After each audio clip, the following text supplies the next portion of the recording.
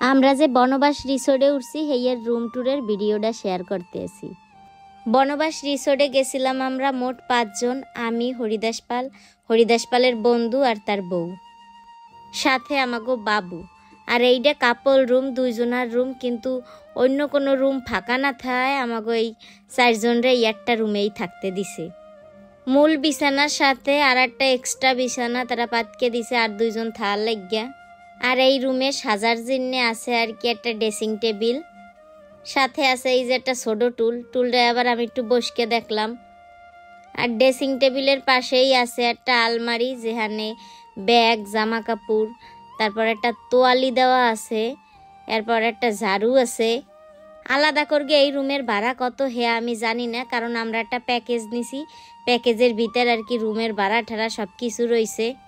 এইদিকে আমি আবার টিভি খুঁজতেছিলাম যে কোথায় টিভি আছে, একটু টিভি চালাইয়ে দেখবো। হ্যাঁ, সব জায়গা খুঁজগে দেখি কোথাও টিভি নেই। আর এই যে একটা জালনা আর এই পেশে দরজা, এই দরজাটা দিয়ে বারিন্দায় যায়। বারিন্দার এই পেশের ভিউটা আমার ভালোই লাগছে, যদিও এখন বাড়া দেখে একটু জল কম আছে। জোয়ারের সময় জায়গাটা আরও বেশি সুন্দর দেখাবে, নিচে জল থাকবে। আমার যা মনে হইলো কি, এই জায়গা হালকা হালকা বৃষ্টির সময় আইলে বেশি ভালো লাগবে, এই প্রাকৃতিক পরিবেশটার আরও সুন্দরভাবে উপভোগ করা যাবে। রিসোর্টটা আমার দ্বারে মোটামুটি লাগছে, অত বেশি ভালোও লাগে না আবার একদম খারাপও লাগে না। আর এই জায়গা নাকি সবচেয়ে ভালো রিসোর্ট হইলো জঙ্গলবাড়ি। আসার সময় মোংলা একটা হোটেলে খাইতে পাচ্ছি, হেইকেলে হোটেলের মালিকে কইলো যে আপনারা যাবেন কোথায়, যেই কইছি বনবাস রিসোর্টে, ওই কয় এই জায়গা তো আরও অনেক রিসোর্ট আছে, এর ভিতর সবচেয়ে ভালো হইলো জঙ্গলবাড়ি। সবগুলো রিসোর্টই খালের কান্দা দিয়া। আসার পথে যেগুলো রিসোর্ট দেখছি এর ভিতর বেশি চকচক করতে দেখছি জঙ্গলবাড়িরে, কিন্তু অন্য অন্য রিসোর্টের তা জঙ্গলবাড়িতে একটু প্রাইস বেশি রহে, একটু ভালো দেখেই মনে হয় দাম বেশি রহে।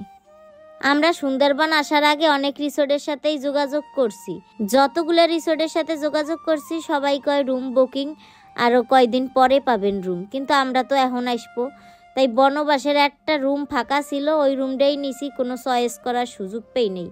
যেই রুম পাইছি কিছু জিগেই নেই যে কি কি দেবেন সুযোগ সুবিধা। আর এইদিকে আমাগো সাইডে শাওয়ার জেল, সাইডে বেরাস আর দিছে 2 হ্যান্ড চিরুনি। আপনাদের দ্বারে কেমন লাগলো রুমটা অবশ্যই কমেন্টে জানাবেন। আমার দ্বারে মোটামুটি ভালোই লাগছে। রুমের ভিতরে আবার 2-3টে বল্লা দেখছি, মশাও ছিল অনেকগুলা, যেহেতু জঙ্গলের ভিতরে আইছি মশা, বল্লা, মৌমাছি এত থাকবেই।